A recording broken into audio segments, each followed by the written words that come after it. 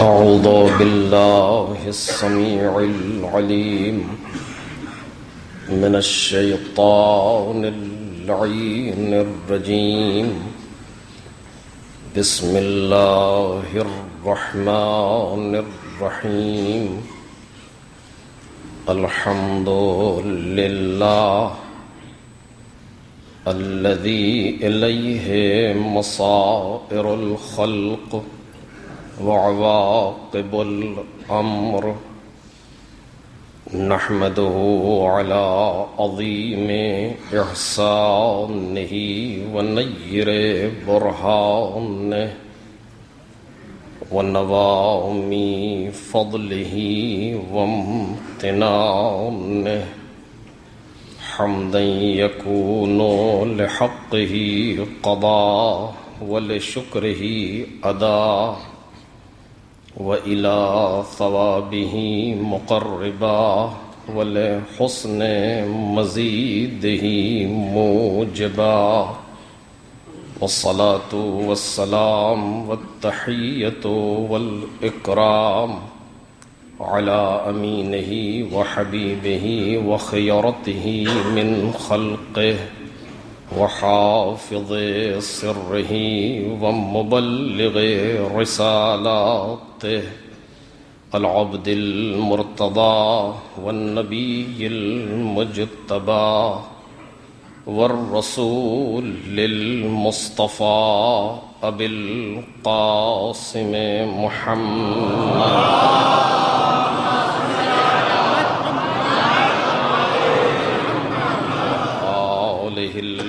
الطيبين الأطهرين الأكرمين المعصومين المظلومين، الذين أذهب الله عنهم الرجس وطهرهم تطهيرا.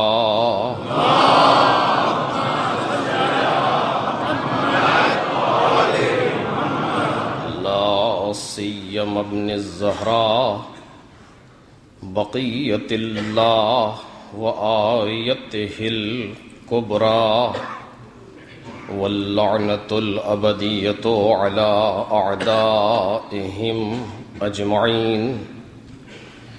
أما بعد، فقد قال الله الكريم في الذكر الحكيم: وجعلناهم أئمة يهدون بأمرنا وأوحينا إليهم فعل الخيرات وإقام الصلاة وإيتاء الزكاة وكانوا لنا عابدين.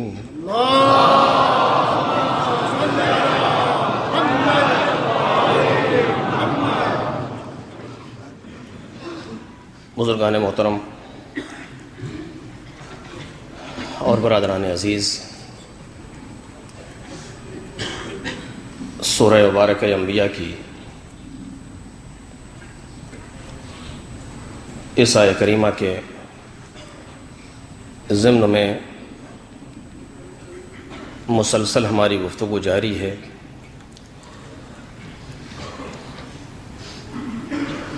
جس میں جناب خالق کائنات کا ارشاد ہے کہ ہم نے انہیں امام بنایا جو ہمارے امر سے ہدایت کرتے تھے، اور ہم نے ان کی طرف کار خیر کرنے، نمازوں کو قائم کرنے اور زکوٰۃ دینے کی وحی کی، اور یہ سب ہماری ہی عبادت کرنے والے تھے. معرفت امام کے عنوان پر مسلسل ہماری گفتگو جاری ہے، اور کل کی گفتگو اس منزل تک پہنچی تھی. امام کی دوسری صفت جو اس آیہ کریمہ میں بیان ہوئی ہے، جس پر قبلاً تفصیل سے گفتگو ہوئی اور اس کے ایک رخ کی طرف کل اشارہ کیا گیا اور اسی کی کچھ باتوں کو آج بیان کر کے بات آگے بڑھے گی۔ عرض کیا جا رہا تھا کہ امام کی دوسری صفت یہ ہے کہ پروردگار نے انہیں امام بنایا۔ وَجَعَلْنَاهُمْ، ہم نے انہیں قرار دیا ائمتاً، امام۔ امام یعنی آگے رہنے والا، اس پر ہماری گفتگو ہو رہی تھی کہ جو تمام کائنات سے آگے ہو، ساری مخلوقات عالم پیچھے ہوں اور وہ سب سے آگے ہو، اسے امام کہا جاتا ہے۔ مثال آپ کے سامنے دی گئی تھی، اسے امام جماعت، کہ جو ہماری جماعت کا امام ہوتا ہے کسی نماز کے لیے، وہ آگے ہوتا ہے ظاہری اعتبار سے۔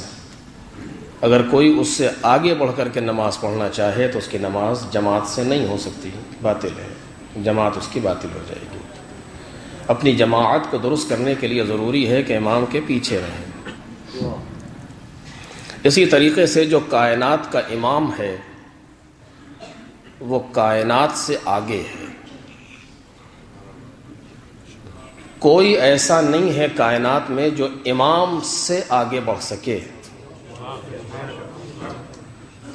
کل میں نے اس کے سلسلے میں کچھ عرض کیا، آگے نہ بڑھ پانے کا مطلب یہ نہیں ہے کسی نے روکا ہے یا کوئی پابندی لگائی گئی ہے کہ تم اس سے آگے نہیں جا سکتے، نہیں، مطلب یہ نہیں ہے۔ اس کا مطلب یہ ہوتا کہ ہم آگے جانے کی صلاحیت رکھتے ہیں مگر ہمیں کوئی آگے جانے دے نہیں رہا ہے۔ جس طرح سے میں نے مثال پیش کی تھی دنیا کے لوگوں کے لیے، نہیں، وہ افراد جنہیں پروردگار عالم نے امام بنایا ان سے آگے جانے کی صلاحیت نہیں ہے کسی میں،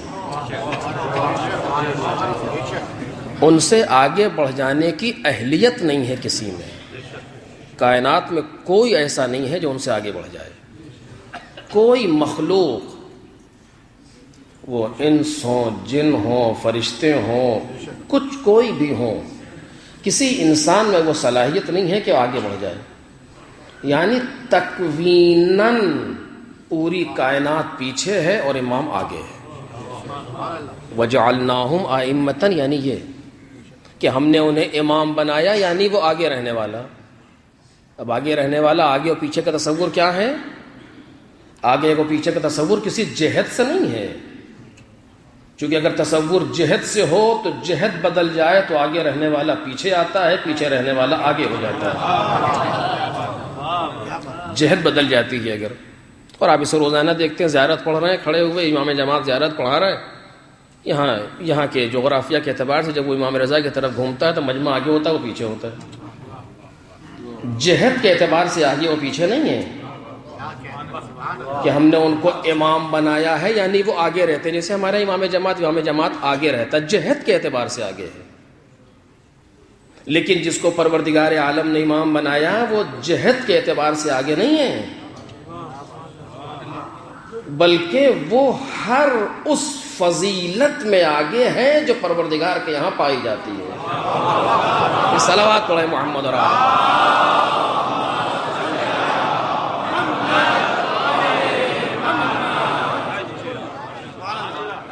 ہر وہ فضیلت جو من جانب اللہ بندوں کے لیے صادر ہو رہی ہے خدا سے، ہر اس فضیلت میں سب سے آگے ہے۔ کوئی کائنات میں ایسا نظر نہیں آ سکتا جو امام سے آگے ہو، کسی بھی فضیلت میں۔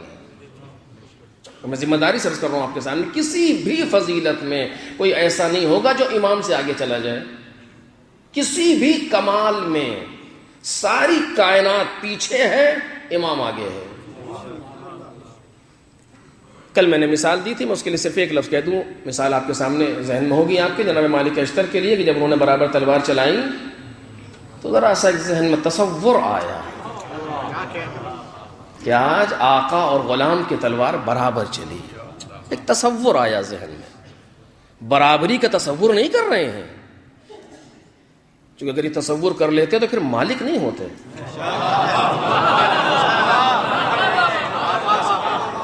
ایک خیال ہے کہ تلوار آج برابر چلی، اور ایسے موقع مولا کہنا دیکھو، میں کہا کیا ہوا، خوش نظر آ رہا ہے؟ آپ واقعہ آپ کے سامنے ہے. کیا کہا کہ تمہارے سامنے جو آیا تم نے اسے موت کے گھاٹ اتار دیا. اور مالک کے اشتر تعجب کر رہے ہیں کہ یہ تو کر رہے ہیں، تو یہی آیا تھا میدان جنگ میں، ہمارا کام ہے یہ، اور کیا کرتے ہیں یہاں؟ جب انسان سامنے لڑنے کے لیے آ رہا ہے تو مالک کیا کریں گے؟ سامنے آئے گا اسے قتل کر دیں گے. اس پر پہ علی ابن ابی طالب انگوش نمائی فرما رہے کہ یہاں پر بھی تم نے جو کیا ہے، یعنی کان نہ ہو، تم نے یہ کام درست نہیں کیا اور غلط بھی نہیں کیا، تمہارا کام یہی تھا.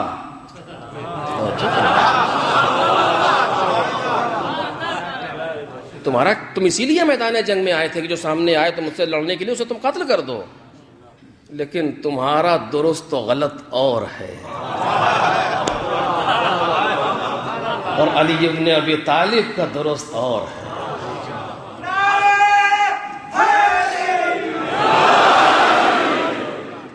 تمہارے سامنے جو آیا تم نے اسے مار کے پھینک دیا، موٹے گھات اتار دیا.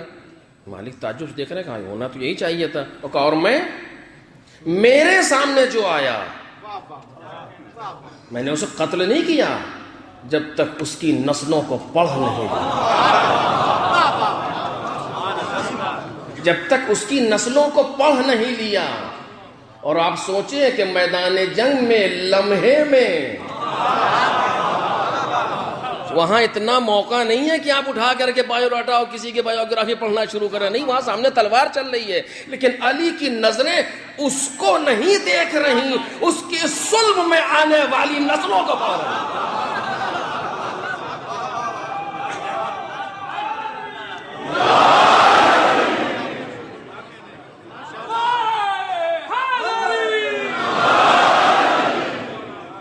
میں نے اس کی نسلوں میں اگر کوئی مومن آنے والا تھا، اگر کوئی مومن آنے والا تھا تو میری تلوار اس پر نہیں چلی. توجہ کریں، اب اس صفت میں کوئی ہے جو ان سے آگے نکل جائے تھے. اگر قتل کرنا بھی چاہ رہا ہے تو قتل ہی تو کرے گا، یہ کمال کہاں سے لائے گا؟ یہ وہ منزل ہے کہ جہاں امام ہے، یہ شجاعت کے میدان میں بھی اتنا آگے ہے کہ کائنات کو اس صفت کو چھو نہیں سکتی. تم سمجھتے ہو قوت بازو پر علی علی ہے، جی نہیں. ایک صلوات ہے محمد اور آل محمد.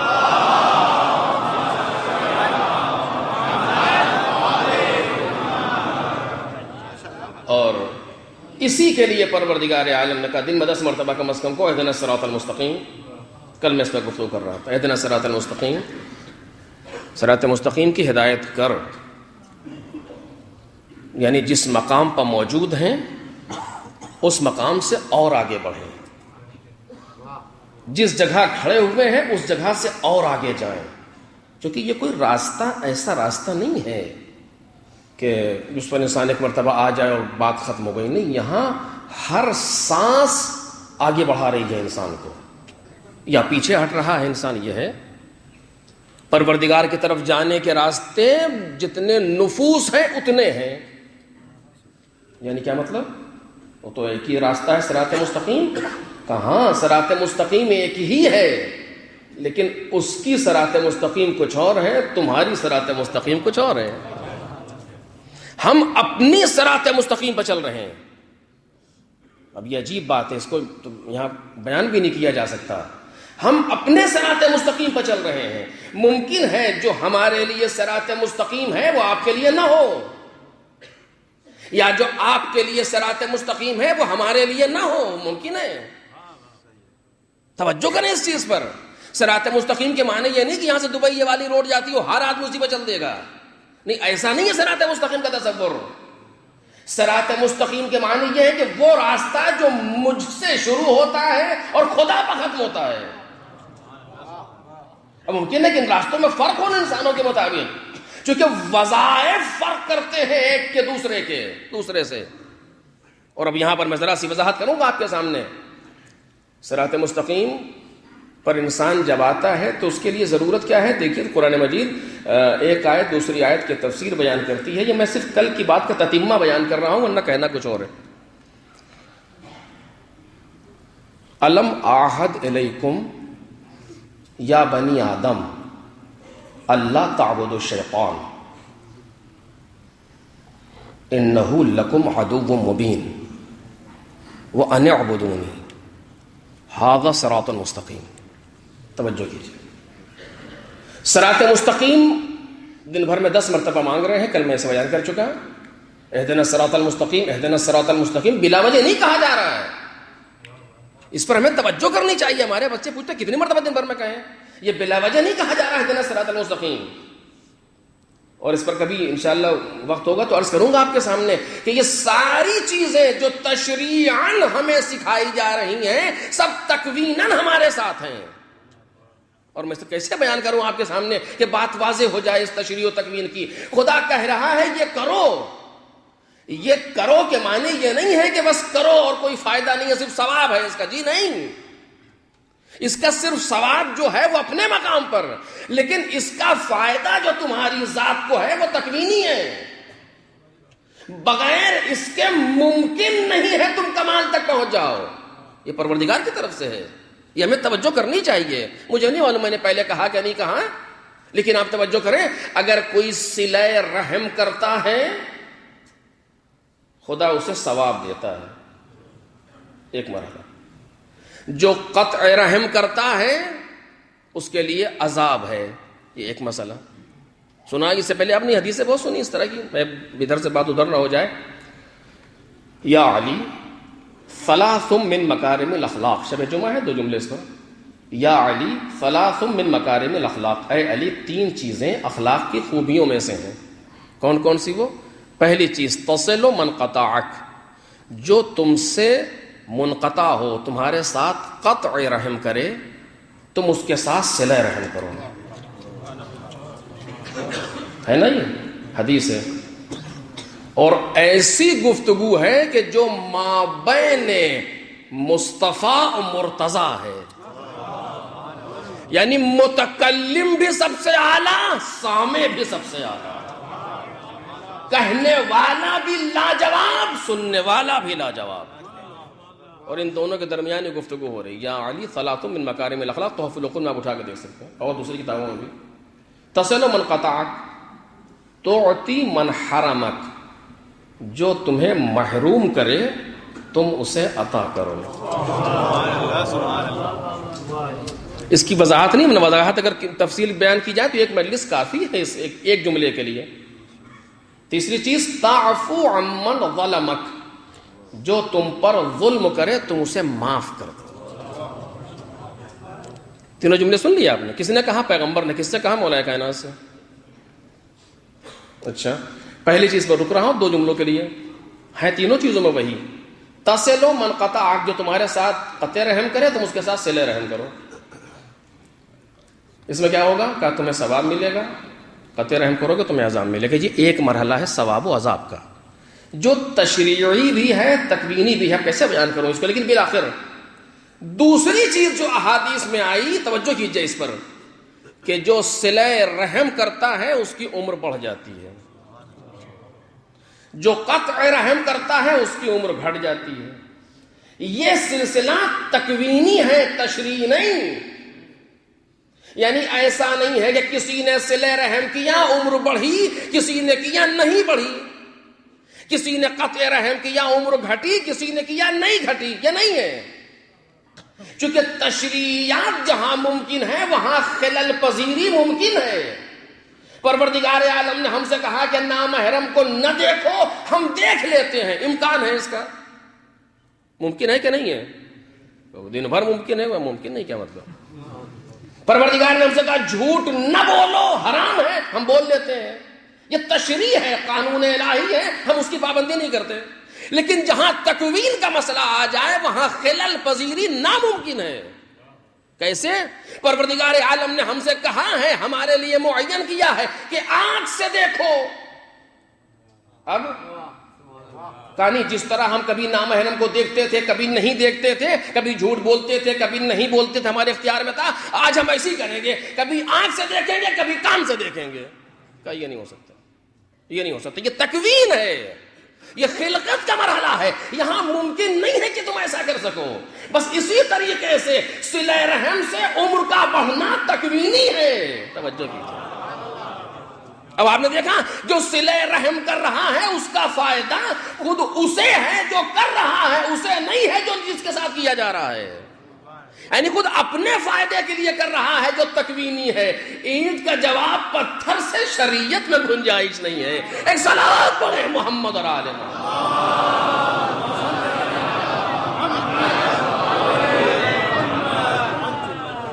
اور اب ایسے موقع پر 10 مرتبہ کہو دن بھر میں اہدنا الصراط المستقیم، کیوں کہیں کہ ضرورت ہے تمہارے لیے، چونکہ ہر لمحہ تمہیں صراط مستقیم پر آنا ہے، رہنا ہے، آگے بڑھنا ہے۔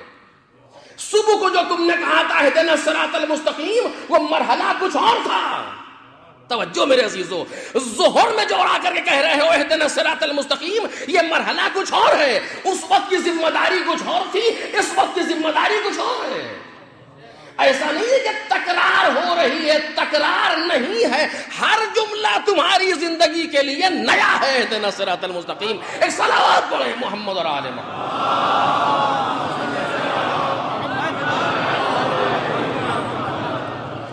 خوب، یہ صراط مستقیم ہے کیا؟ 2 چیزیں، ایک حدیث یعنی زیارت کا فقرہ اور ایک آیت۔ صراط مستقیم کیا چیز ہے؟ بس اس پر کل کی بات رہ گئی تھی، عرض کر رہا ہوں۔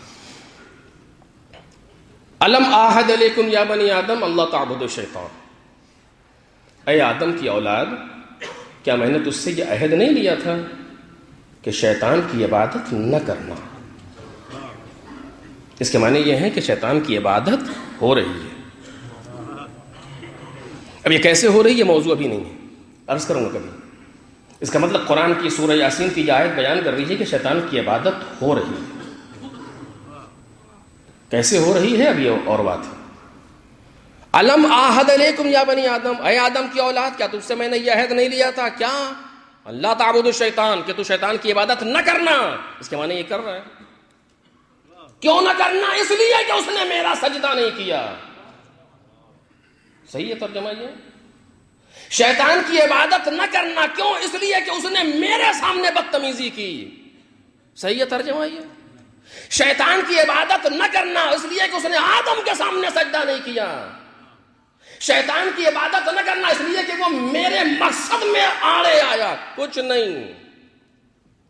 شیطان کی عبادت نہ کرنا اس لیے کہ وہ تمہارا کھلا ہوا دشمن ہے۔ اس کے معنی یہ ہے اگر تم شیطان کی عبادت کرو گے تو نہ ہمارا نقصان ہے، نہ آدم کا نقصان ہے، نہ انبیاء کا نقصان ہے، تمہارا اپنا نقصان ہے۔ ایک صلوات پڑھیں محمد اور آل محمد۔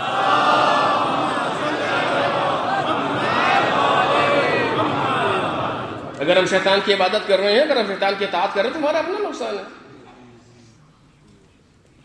اس سے مجھے بحث نہیں تھی۔ وَأَنِ اعْبُدُونِي، میری عبادت کرنا۔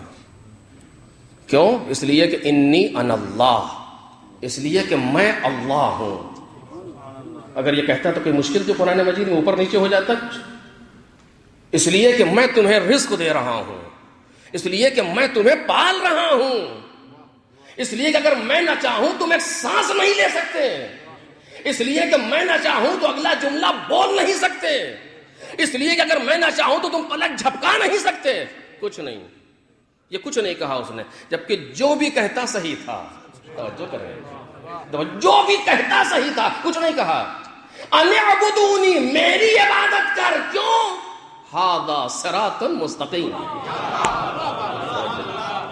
میری عبادت کر۔ کیوں؟ اس لیے کہ یہی سیدھا راستہ ہے، یہی سیدھا راستہ ہے۔ یعنی کیا مطلب؟ جب تک تو عبادت نہیں کرے گا تجھے صراط مستقیم ملے گی نہیں، اور جب تک صراط مستقیم ملے گی نہیں تو منزل کمال تک پہنچ نہیں سکتا۔ یہ تکوینی رابطہ ہے جو خلل ناپذیر ہے۔ ایک صلوات پڑھے محمد اور آل محمد۔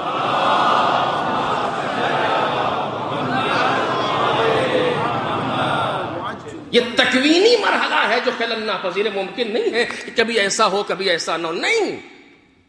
اور اب توجہ کیجئے، ان اعبدونی ھذا صراط مستقیم، دو جملے اس پر کہوں گا، ان اعبدونی ھذا صراط مستقیم، میری عبادت کر، یہی سیدھا راستہ ہے، یعنی عبادت صراط مستقیم، ان دونوں کا آپس میں چولی دامن کا ساتھ ہے۔ قرآن مجید کی آیت آپ سب پڑھتے ہیں سورہ یاسین۔ اب بات آ گئی، یہ دو جملے کے دو شب جمعہ بھی ہے۔ سورہ یاسین وہ سورہ ہے کہ جس کو جس نیت سے پڑھا جائے ویسا ہی اثر دکھاتا ہے،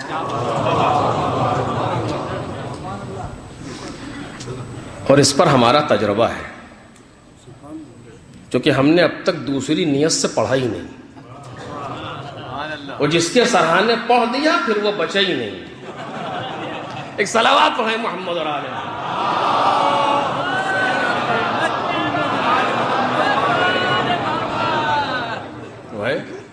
ایک ہی نیت سے پڑھتے ہیں وہ الحمدللہ صد در صد بالکل۔ اگر آپ سے کہیں فلاں صاحب کے سرانے سورہ یاسین پڑھی جائے، آپ کیا سمجھیں گے؟ بس انا للہ و انا الیہ راجعون۔ دو چیزیں ہیں، ایک آب زمزم کے لیے لما شورے والا، جس نیت سے پیا جائے۔ ہے کوئی کائنات میں ایسی دوا، کوئی ایسی ٹیبلٹ، کوئی ایسا کیپسول، کوئی ایسا انجیکشن کہ جس نیت سے لگا دو؟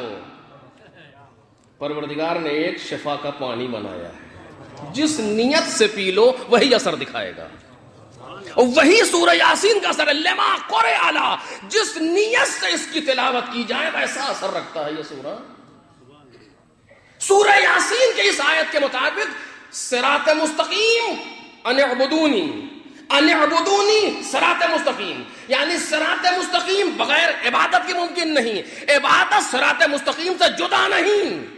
میرے عزیزوں میں توجہ چاہتا ہوں، جو بات عرض کرنا چاہتا ہوں، اس کے بغیر ممکن نہیں ہے، یہ ممکن نہیں ہے کبھی عبادت کرے تو صراط مستقیم ملے، کبھی عبادت کرے تو صراط مستقیم نہ ملے، کبھی عبادت سے صراط مستقیم ملے، کبھی بغیر عبادت کے صراط مستقیم ملے، امکان نہیں ہے۔ قرآن مجید آواز دے رہا ہے کہ ان اعبدونی ھذا صراط مستقیم، عبادت کرو یہی سیدھا راستہ ہے۔ اب عبادت کے معنی نماز پڑھ لینا نہیں ہے، عبادت کے معنی روزہ رکھ لینا نہیں ہے، عبادت کے معنی دوسرے مراحل نہیں ہے۔ جس طریقے سے مصلی پر آنا عبادت ہے، اسی طریقے سے اپنے اہل و عیال کے لیے کسب حلال کے لیے نکلنا عبادت ہے۔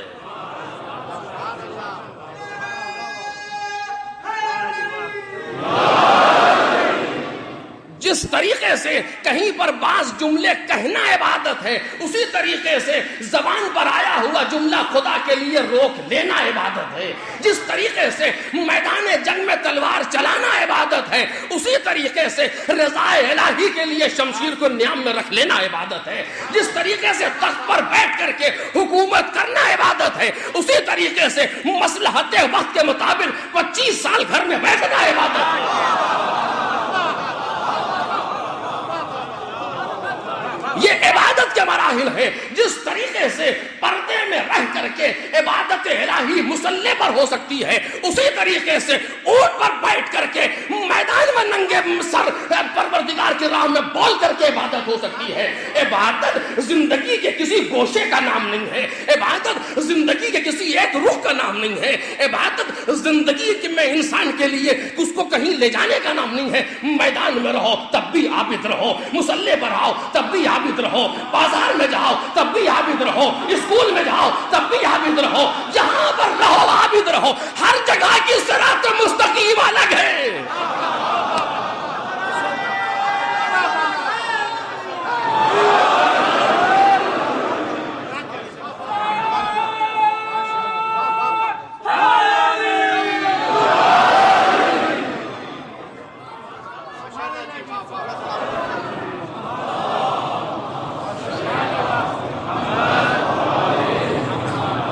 اب آپ پہچان رہے زندگی کے ہر لمحے کو عبادت لیے ہوئے۔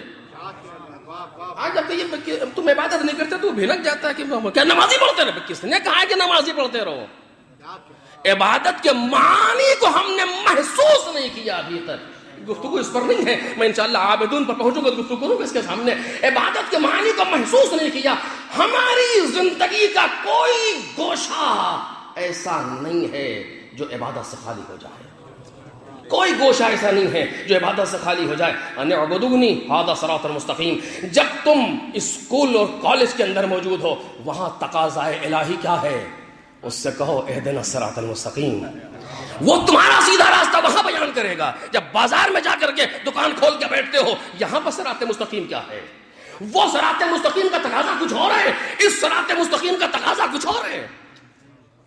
اور اگر یہاں تک بات آ گئی اور آپ نے اس گفتگو کو محسوس کر لیا, تب توجہ چاہتا ہوں عزیزو. ایک زیارت ہے جس کو زیارت جامعہ کہتے ہیں, ہمیں پڑھنی چاہیے. معرفت اہل بیت کا ایک کورس ہے, ایک دورہ ہے. یعنی اگر زندگی بھر خطیب اس پر بولتا رہے تو یہ مطالب ختم نہیں ہو سکتے جو اس کے اندر موجود ہے. میں سچ کہہ رہا ہوں آپ سے, مجھ جیسا انسان نہیں, کوئی اہل اگر بول رہا. ایسی ہوا کیا, ایک راوی, ایک شخص آیا جناب امام علی نقی علیہ الصلوۃ والسلام,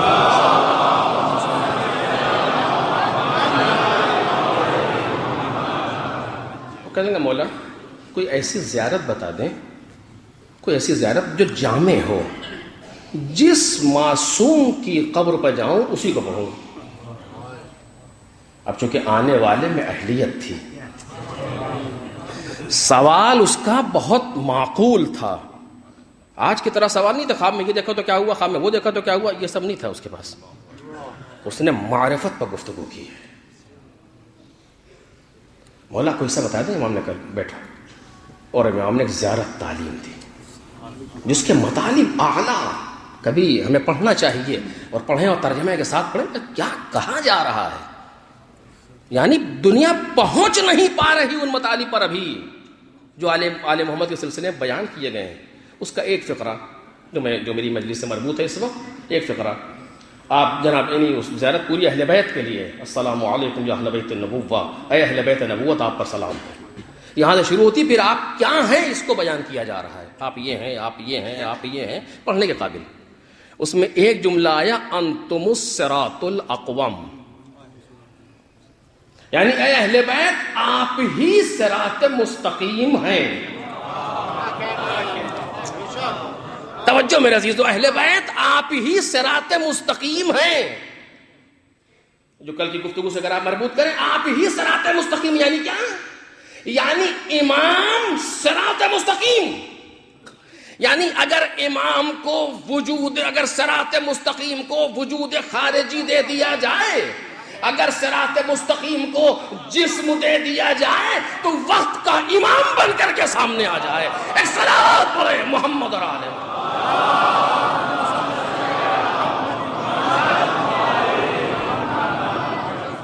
انتم الصراط الاقوم والسبیل الاعظم, آپ ہی سیدھا راستہ ہیں, آپ ہی سبیل عظیم ہے.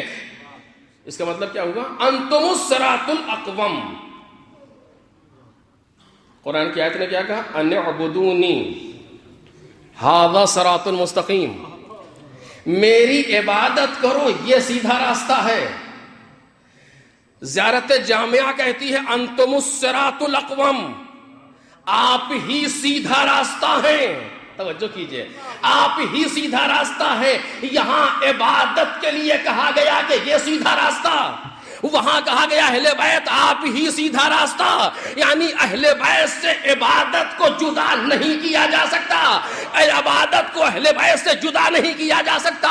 اہل بیت کا تصور بغیر عبادت کے اپنے ذہن کی پرواز ہے, معرفت نہیں.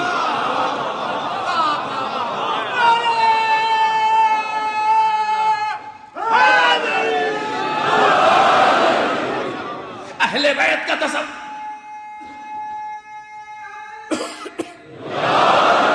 اہل بیت کا تصور عبادت سے ہٹا کر کے یہ اپنے ذہن کی پرواز ہے, معرفت نہیں. اور عبادت کا تصور اہل بیت کو ہٹا کر کے صرف خام خیالی ہے, عبادت نہیں ہے. ایک صلوات بول دے محمد اور آل محمد۔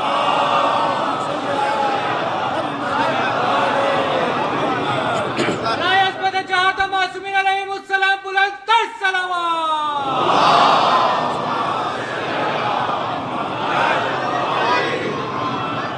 اور اب اس پر اگر رک کر کے بحث کی جائے تو کافی وقت درکار ہے، لیکن میں صرف اشارہ کر کے آگے بڑھ رہا ہوں آپ کی سماعت بھروسہ کرتے ہوئے توجہ کیجئے۔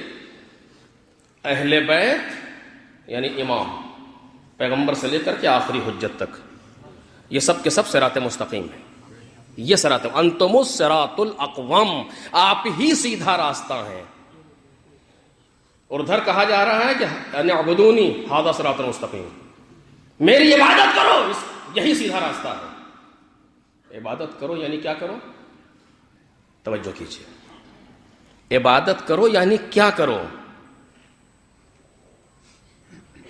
ہے کہ نہیں؟ سوال معقول ہے یا نہیں ہے؟ ان اعبدونی، میری عبادت کرو یعنی کیا کرو؟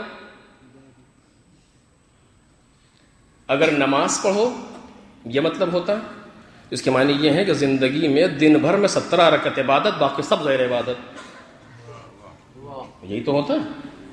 روزہ رکھو، روزہ عبادت، اس کے معنی یہ ہے کہ زندگی میں سال میں 30 دن عبادت، باقی سب غیر عبادت۔ عبادت کرو یعنی کیا کرو؟ توجہ کیجئے، کا ضرورت تھی کوئی ایسا ہو جس کی زندگی مکمل عبادت ہو، کوئی ایسا ہونا چاہیے جس کی زندگی مکمل عبادت ہو، کوئی لمحہ اس کا عبادت سے خالی نہ ہو، اتنی جامع زندگی پیش کرے کہ آج کے زبان میں کوئی پرسنل لائف یا پرائیویٹ زندگی اس کی نہ آنے پائے، ساری زندگی پروردگار کے لیے ہو۔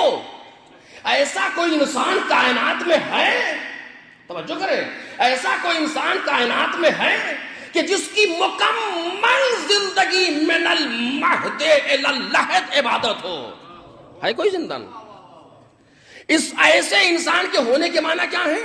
اس کے پاس گناہ نہ ہو، اس کے پاس خطا نہ ہو، اس کے پاس نسیان نہ ہو، اس کے پاس سہو نہ ہو، چونکہ ممکن ہے بھول جائے عبادت کرنا تو زندگی کا حصہ کم ہو جائے گا، ممکن ہے غلطی کر دے، عبادت یہ تھی کر وہ بیٹھا، نہیں کچھ ایسی چیز نہ ہو تو سیدھا کہیے جب ایسا کچھ نہ ہو یعنی معصوم ہو،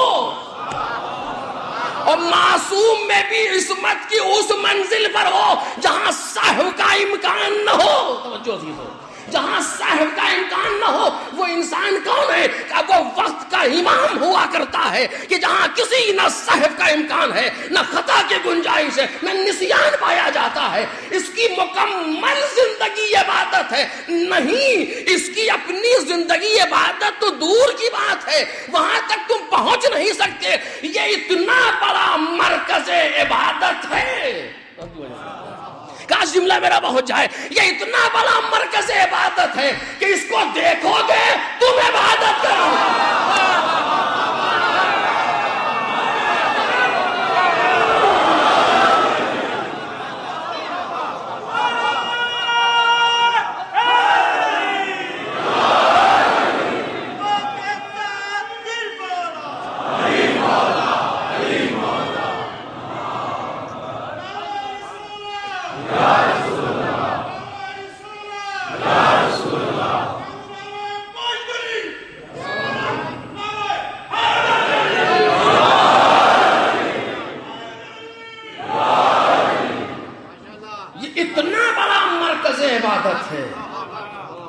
کہ وہ جس عبادت کی کس منزل پر ہے یہ تو تمہارے بس کی بات نہیں ہے کہ تم محسوس کرو کہ وہ عبادت ہی کس منزل پر ہے، لیکن یہ اتنا بڑا مرکز عبادت ہے، اتنا بڑا مرکز عبادت ہے کہ اگر تم اس کو دیکھو گے تو عبادت ہوگی، اگر تم اس کے بارے میں گفتگو کرو گے تو عبادت ہوگی، اگر تم اس سے محبت کرو گے تو عبادت ہوگی۔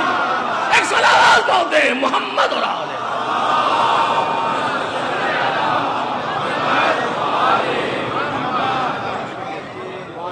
ہر وہ کام جو آل محمد سے مربوط ہو جائے وہ عبادت ہے، اور ہر وہ کام جو آل محمد کو مائنس کر کے کیا جائے قطعاً عبادت نہیں ہے۔ میں نہیں کہہ رہا ہوں، امام شافعی کہہ رہے ہیں، کبھی عرض کروں گا آپ کے سامنے، قطعاً عبادت نہیں ہے جو آل محمد سے غیر مربوط ہو، اور جو چیزیں آل محمد سے مربوط ہیں وہ عبادت ہے۔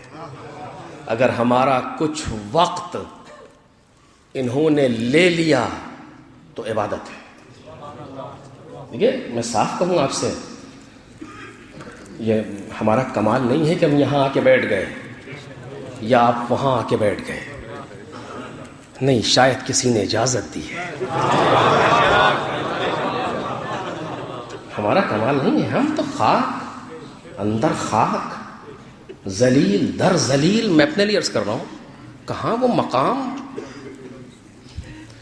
خوش نصیب ہے وہ جس کا کچھ وہ لے لے یا کچھ کرنے کی اجازت دے دے۔ بس میرے عزیزو، خوش نصیب ہیں ہم اگر مال دنیا میں سے ہمارا کچھ آل محمد کے لیے خرچ ہو جائے۔ یہ والنٹیئرز آپ کے سامنے ہیں کہ جو صرف آل محمد کے لیے ہمارے پاس آئیں گے، اور ہم کسی چیز کو مد نظر نہ رکھیں سوائے اس کے کہ ہم اپنے مولا کے لیے دے رہے ہیں، اس کے علاوہ ہماری ذمہ داری نہیں۔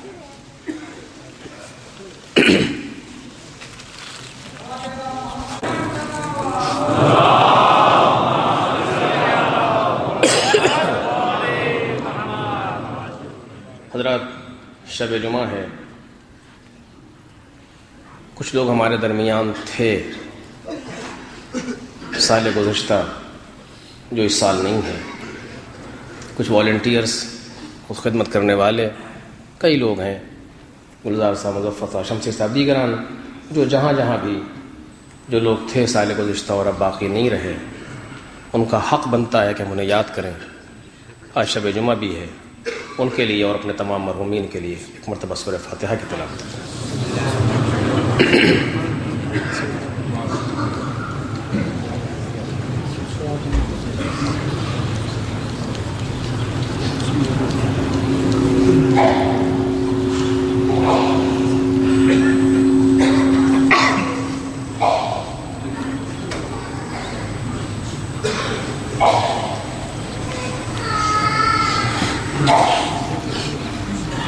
ایک صلوات پڑھیں محمد اور آل محمد۔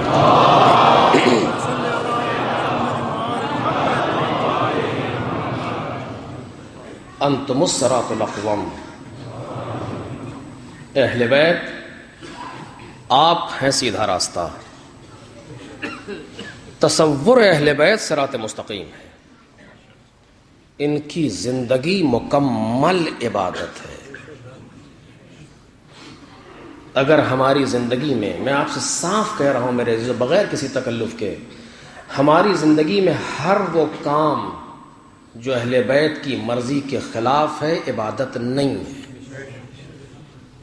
وہ ہم اپنے نفس کے لیے کر رہے ہوں، اپنی پارٹی کے لیے کر رہے ہوں، اور کسی کے لیے انجام دے رہے ہوں، عبادت نہیں۔ اور ہمارا ہر وہ کام جو اہل بیت کی مرضی کے مطابق ہے عبادت ہے۔ تصور عبادت کا یہی ہے، تصور صراط مستقیم کا یہی ہے۔ ان اعبدونی، ہماری عبادت کرو، کیا کریں؟ کہ ہم ایسے مرکز عبادت بنا رہے ہیں کہ جو یہ کرتے جائیں وہ تم کرتے جاؤ، جو یہ کہتے جائیں وہ تم کرتے جاؤ، زندگی عبادت بن جائے گی۔ اس کے علاوہ کوئی صراط مستقیم نہیں ہے، لاکھ کوئی کچھ کہے، کوئی صراط مستقیم صرف محمد اور آل محمد علیہ الصلوۃ والسلام۔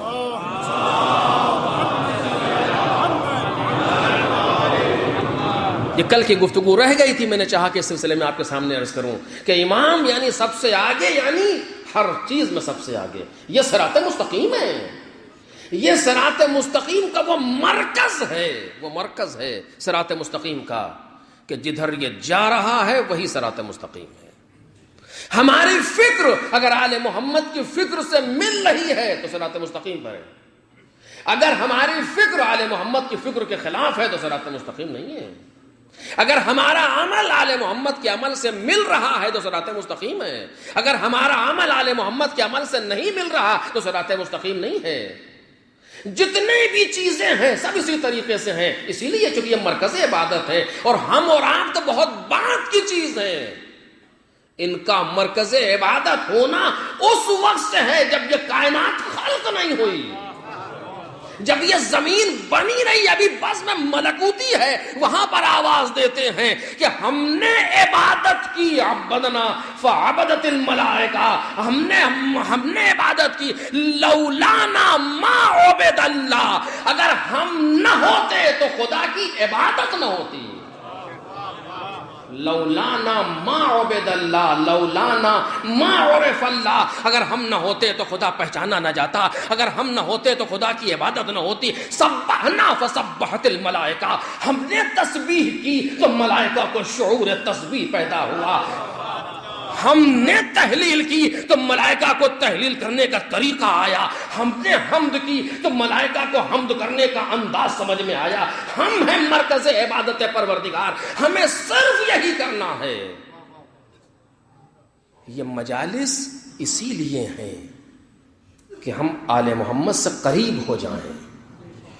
ہم آل محمد سے اگر سال میں، بس یہاں سے ذرا سی سنجیدہ گفتگو، سال میں اگر ہم نے اپنے بعض گناہوں کی وجہ سے اپنے آپ کو آل محمد سے دور کر دیا ہے تو یہ عشرہ محرم، یہ ایام عزا 2 مہینہ 8 دن اسی لیے ہے کہ ہم پھر واپس آ جائیں پروردگار کی طرف. ہم پھر واپس آ جائیں آل محمد کی طرف. آل محمد کی طرف جانا یعنی خدا کی طرف جانا. ایسا کہہ چکا ہوں پہلے بھی. کوئی اگر حسین ابن علی کی طرف آ رہا ہے یعنی خدا کی طرف جا رہا ہے، کیونکہ مرکز صفات الہی حسین ابن علی ہے. ہر امام ہے، ہر امام ہے. یہ میں نہیں کہہ رہا ہوں، مراجع علماء نے فرمایا اس چیز کے لیے کہ ان کی طرف حرکت کرنا یعنی خدا کی طرف حرکت کرنا. اگر کوئی کام فی سبیل الحسین کیا جا رہا ہے اس کا مطلب ہے یہ کام فی سبیل اللہ کیا جا رہا ہے. شرط یہ ہے کہ مولا کے لیے ہو رہا ہو. اب یہاں سے توجہ کیجئے جو بات عرض کرنا چاہتا ہوں. یہ ایام عزا اسی لیے ہیں کہ ہم اپنے دلوں کے زنگ کو دھو سکیں. دیکھیے چند موقع ایسے ہیں کہ جہاں ہمیں دعوت دے کے بلایا جاتا ہے. صرف 2 موقع نظر آتے ہیں مجھے. ایک موقع وہ ہے کہ جب پروردگار دعوت دیتا ہے، قد اقبل الیکم شہر اللہ، اللہ کا مہینہ آ رہا ہے. کہ وہ مہینہ ہے کہ اس میں فقرہ آیا قد دعیتم فیہ الی ضیافت اللہ، اس مہینے میں تمہیں اللہ کی مہمانی کی دعوت دی جا رہی ہے. کون سا مہینہ؟ ماہ مبارک. اور دوسرا مہینہ یہ جس مہینے میں دعوت دی گئی ہے، آؤ آؤ، گناہگار ہو آؤ، مشکلات میں گرفتار ہو آؤ آؤ آؤ، ہمارے فرش عزا پہ بیٹھو، آؤ اپنے آپ کو ہم سے قریب کرو، ہمارا تصور کرو، ہم پر گریہ کرو، اور جب گریہ طاری ہو جائے تو ہم سے معافی مانگو. پھر ہم سے معافی مانگو، مولا میں نے یہ کیا ہے آپ جانتے ہیں، لیکن آپ کے فرش عزا پر آیا ہوں، اسے معاف کرو. اپنے سال کا آغاز آپ دیکھ رہے ہیں، جب بچہ پیدا ہوتا ہے تو روتا ہے، یعنی زندگی کا آغاز رو کے کرتا ہے. اسی طریقے سے اپنے سال کا آغاز ہم پر رو کے کرو. محرم پہلا مہینہ ہے نا، ہم پر گریہ کرو. فلک پر چاند نکلے دیکھو، ہم پر گریہ کرو. بس عزیزو تمام کر رہا ہوں، باقی باتیں اس سلسلے کی باقی باتیں کل کروں گا آپ سے. محرم میں وارد ہونا کوئی آسان مسئلہ نہیں ہے. میں اس پر کل گفتگو کروں گا. لطف حسین ہے کہ انہوں نے اتنی اجازت دے دی کہ ہم یہاں آ کے بیٹھ جائیں. سچ کہہ رہا ہوں, خدا شاہد ہے, سچ کہہ رہا ہوں. اتنی اجازت مل گئی کہ جسمانی اعتبار سے, ورنہ کہاں ہمارے یہ ناقص قدم, کہاں ہمارے یہ گناہگار قدم, اور کہاں یہ جائے گاہ ملائکہ. فرش حسین جائے گاہ ملائکہ ہے.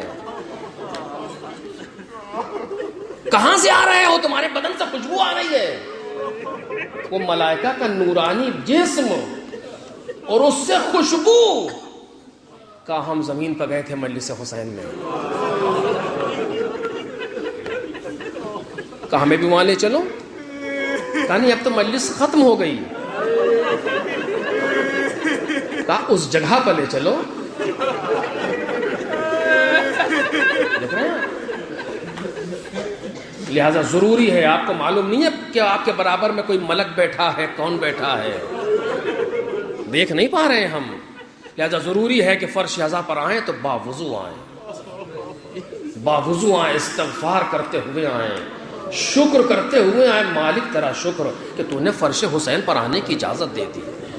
پروردگار میں اس قابل نہیں تھا, یہ زبان ہماری اس قابل نہیں ہے مولا کے لیے بول سکے, لیکن ان کا لطف ہے, ان کا کرم ہے کہ اجازت دے دی. بس عزیزو ختم کر رہا ہوں. اس طریقے سے اپنے آپ کو ہمیں محرم میں وارد کرنا چاہیے. محرم کے اندر داخل ہو اور پھر دیکھو حسین کیسا معجزہ دکھا.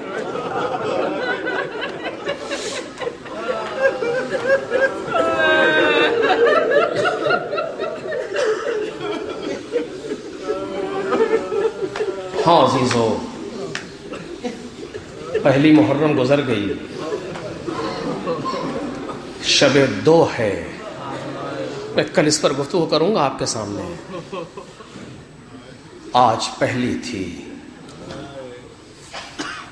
جی چاہتا ہے کہ کربلا کے پہلے شہید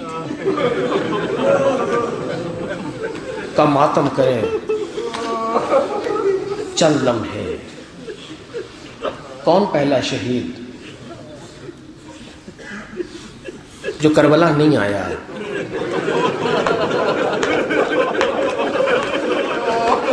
لیکن کربلا میں اس کا نام لیا گیا.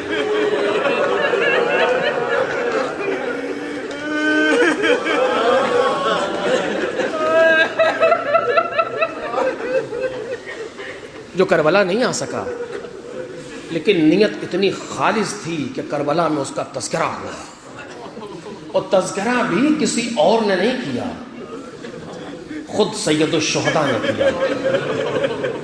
اور آپ کو معلوم ہے کب کیا؟ جب حسین رخصت ہو کے خیمے سے باہر نکلے, اب چاروں طرف دیکھا تو کوئی نظر نہیں آیا, تو کیا کہا؟ سب سے پہلے کیا کہا؟ این مسلم ابن عقیل.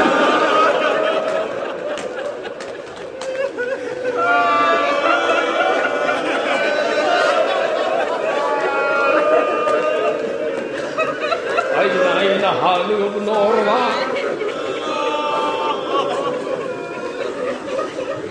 مسلم کو کربلا سے الگ نہ سمجھ لینا, مسلم کربلا کا شہید ہے. وقت میں گنجائش نہیں ہے, بس چند فکرے جلدی جلدی.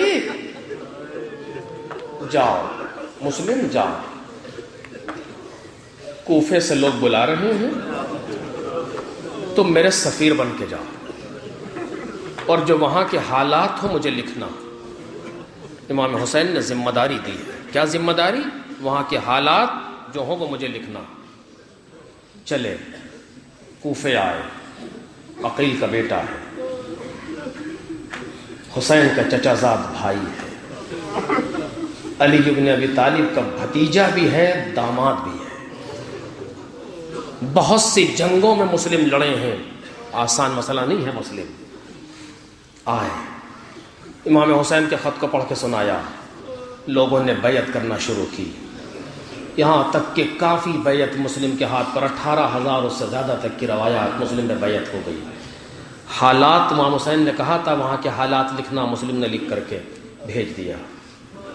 اس کے بعد ابن زیاد آیا، کوفے کے حالات دگرگون ہونے لگے، یہاں تک کہ وہ نوبت آئی کہ لوگ مسلم سے دور ہو گئے. میں بہت جلدی گزر رہا ہوں چونکہ وقت میں گنجائش نہیں.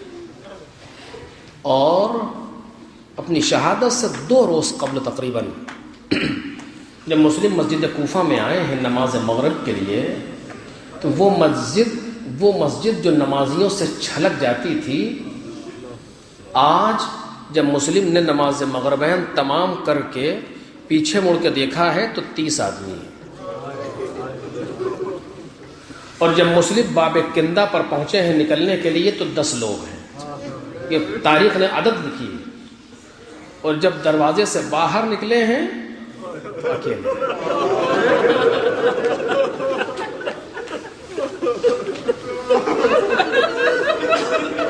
خیال کیا ہے؟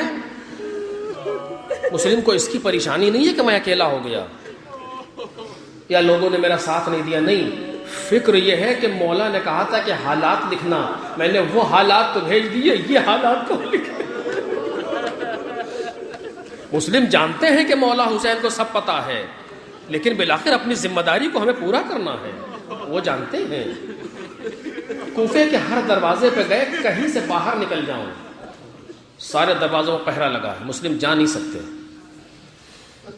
رات بھر ٹہلتے رہے، دن نکلا، ایک مسجد میں پناہ لے لی. دوسری رات آئی، پھر چلے. اب کیا ہے؟ بھوکے بھی ہیں اور پیاسے بھی. بھوک اور پیاس مسلم پر غالب آ چکی ہے. کوفے کی گلیوں میں راستہ ڈھونڈتے پھر رہے تھے، جب راستہ نہیں ملا، جس طرف سے جا رہے فوج لگی ہوئی ہے باقاعدہ کہ مسلم نکلنے نہ پائیں. کیا دیکھا؟ ایک دروازے پر ایک عورت جیسے کسی کے انتظار میں کھڑی. مسلم قریب گئے. کیسے کہوں عزیزو، کہہ نہ سکے کہ مجھے پانی دے دو، بلکہ اشارہ کیا. چونکہ یہ گھرانہ وہ ہے جو مانگتا نہیں ہے.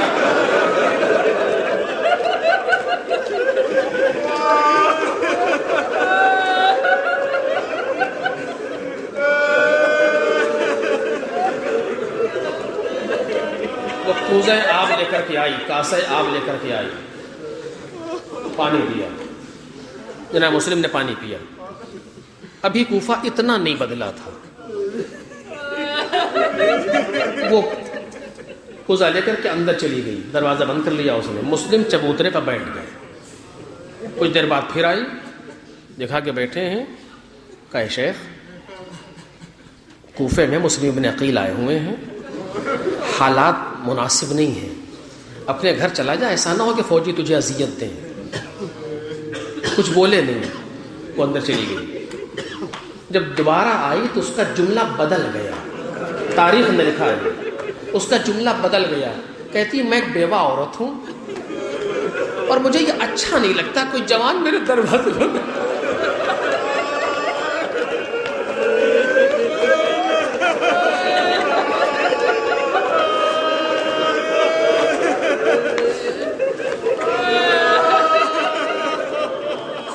تم اپنے گھر چلے جاؤ. جب یہ پھر کہا تو اب مسلم کی غیرت کا مسئلہ تھا. کبھی بھی یہ بتاؤ جس کا گھر نہ ہو وہ کہاں جائے؟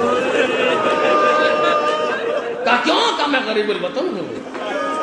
وطن مدینہ. مدینہ چوک کے آگے بڑی کس محلے میں؟ کہا محلے بنو ہاشم. حیرت کی امتحان آ رہی، نام کیا ہے؟ کب مسلم ابن عقیل.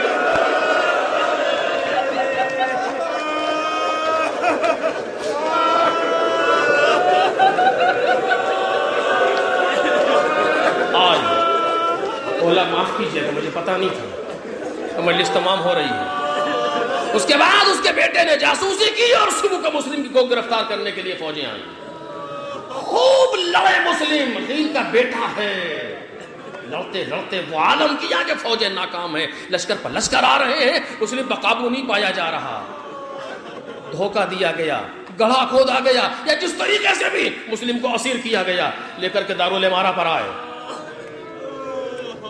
کچھ دیر تک دارالامارہ پر کھڑا رکھا گیا. واقعات درمیان میں ہیں، وقت میں گنجائش نہیں. اندر لے کر کے آئے، حاکم کے سامنے آئے. کسی نے کہا سلام کرو حاکم کو، امیر کو سلام کرو. آبادی کیا پکتا ہے؟ مالی امیر السبل حسین، حسین ابن علی کے علاوہ میرا کوئی امیر نہیں ہے.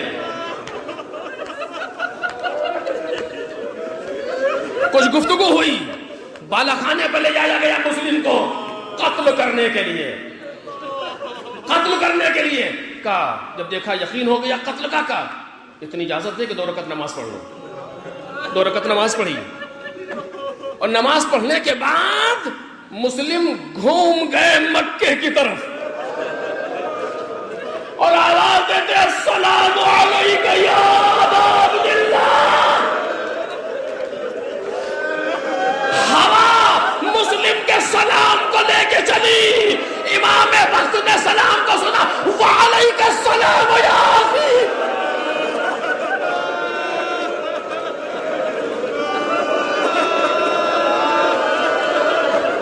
حسین ابن علی راستے میں ہے. 1 منٹ 2 منٹ مشکل سے حسین ابن علی راستے میں ہے. ایک شخص کوفے کی طرف سے آ رہا تھا، سوچا قریب آئے تو کچھ پوچھے. اس نے امام حسین کو دیکھا تو راستہ بدل دیا.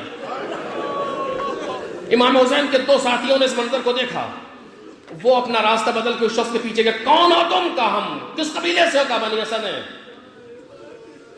کہا کہاں سے آ رہے ہو؟ کہا کوفے سے. کہا تم نے دیکھا نہیں مولا کچھ پوچھنا چاہ رہے تھے؟ کہا اسی لیے تو میں نے راستہ بدل دیا. کہا کیوں؟ کہا میں کیسے کہتا کہ جب میں کوفے سے چلا تھا تو مسلم کی لاش کے پیر میں رسی بندھی تھی، لوگ گھسیٹتے.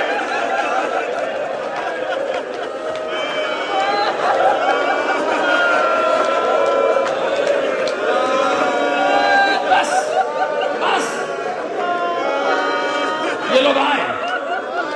امام حسین نے ایک منزل پر کاروان کو روکا. قریب آئے. کہا مولا آپ نے اس شخص کو دیکھا تھا جو کوفے کی طرف سے آ رہا تھا؟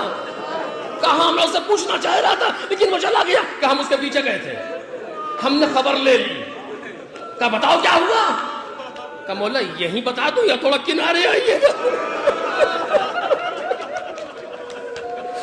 خطابت نہیں کر رہا، ملتل کے جھگڑے. مولا نے چاروں طرف دیکھا، کہا اب یہ وہ لوگ ہیں جن سے کوئی راز باقی نہیں ہے، یہی بتا دو. انہوں نے کہا مولا اس نے کہا جب تو کوفے سے نکلا تھا تو مسلم کے لاش کے پیروں میں رسی بندھی تھی، ہانی کے لاش کے پیروں میں رسی بندھی تھی، اور لوگ گلیوں میں گھسیٹتے بھی رہے تھے. آواز دی انا للہ.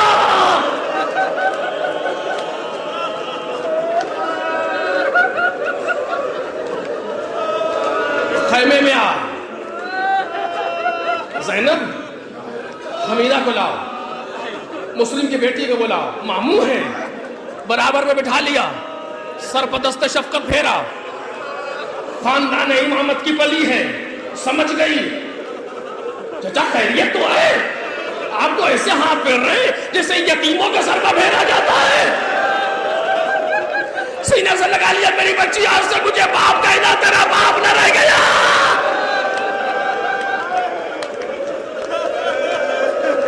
عرصہ دینے کا سلسلہ شروع ہوا. مسلم کی زوجہ امام حسین کے ساتھ ہے. ایک ایک بی بی آئی، مسلم کے زوجہ کو پرسا دیا، ایک ایک نے آ کر کے دلاسا دیا. آخر میں 4 بھائی ابو الفضل عباس کی حقیقی بہن ہے، ام البنین کی بیٹی ہے رقیہ. بھائی آ کر کے بیٹھے، بہن کو پرسا دے رہے ہیں. سوچو انداز کیا ہوگا جس کا بھائی عباس جیسا ہو، اس بہن کے دل پر کتنا اثر ہوگا. بہن مطمئن ہے میرا بھیا عباس ہے، نظروں سے دیکھ رہی ہے، اور عباس نظروں میں کہہ رہے گھبرا نہیں، مجھے کوفے پہنچنے دے. اگر عید سے عید نہ بجا دی، لودھی تو کوفہ آ گیا. 12 محرم کو قافلہ کوفے میں وارد ہوا. امام سجاد نے آواز دی السلام علیکہ یا اماں، اے چچا آپ پر سلام ہو. جناب زینب نے پوچھا کسے سلام کیا؟ خفیہ